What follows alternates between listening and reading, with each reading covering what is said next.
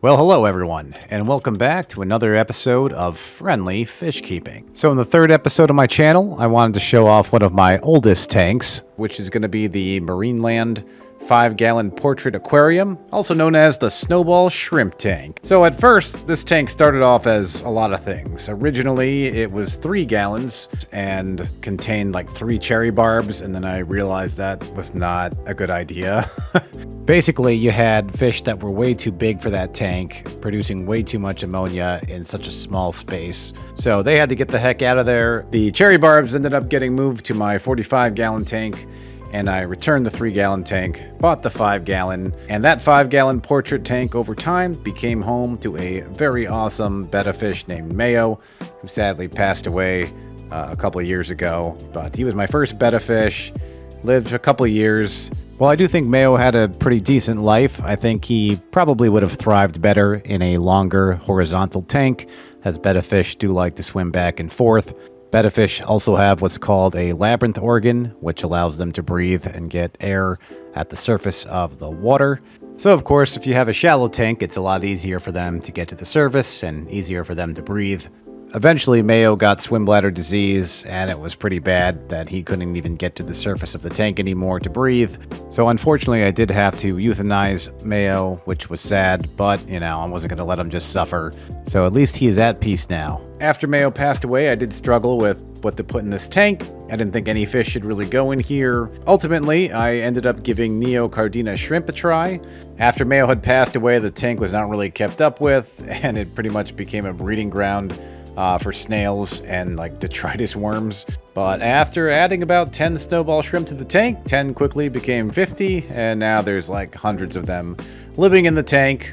With this tank, I try doing 25% water changes weekly, but most of the time I kind of just top off with RODI water, and the tank seems to be doing quite fine. Don't get me wrong, you definitely should be doing weekly water changes on a very small tank, planted or not. I just get lazy sometimes, and I just top it off with the RODI water. But otherwise, really should be doing it weekly. As far as plants go in this tank, I have 3 different types of Anubias. I've got Anubias barteri. I don't know if that's how you say that correctly. Anubias hostifolia, which is one of the first plants I tried growing immersed, after I learned that leaves grow much larger when grown out of the aquarium. And sure enough, if you take a look at this, that is what happened. The leaves are huge, and sometimes I find that spiders are making little webs up there, and they're just, I don't know. Seems like the ecosystem is truly complete. You got the shrimp below, and then you got spiders living on top. The third type of Anubias in the tank is the tiny one here. That's Anubias petite. It's just like very, very tiny Anubias.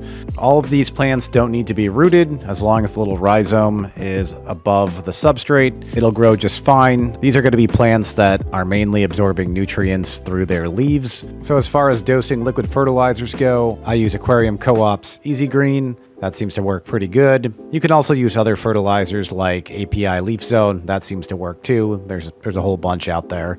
And using super glue, I just glued them to the driftwood and to the rocks in the tank. I do this on all my tanks, and it's completely safe. I usually throw like 1 algae wafer in here a week, and that seems to be plenty to feed all the shrimp. It might even be considered overfeeding. I mean, even if I didn't put anything in there, there's plenty of biofilm and debris in the tank, so plenty of things for them to snack on. I don't have a filter in the tank, but I did throw an air stone in there just to keep the water from getting stagnant, and I do have a little Hygger heater there in the back. I really like the Hygger heaters that show the temperature displayed, so that's really all there is for my shrimp tank. I do have an anomaly in the tank, 1 brown shrimp. I don't know how that happened.